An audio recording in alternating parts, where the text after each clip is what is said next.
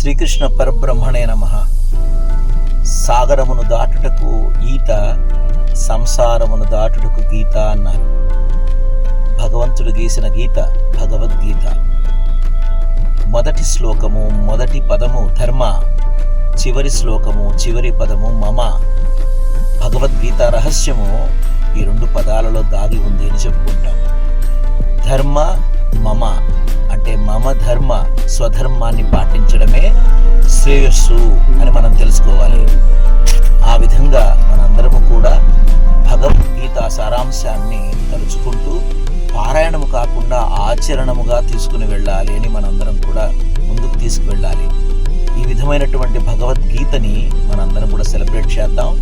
ఆ భగవద్గీత జయంతి సందర్భంగా అందరికీ మంచి జరగాలని ప్రార్థన చేద్దాం. శుభం భూయాత్.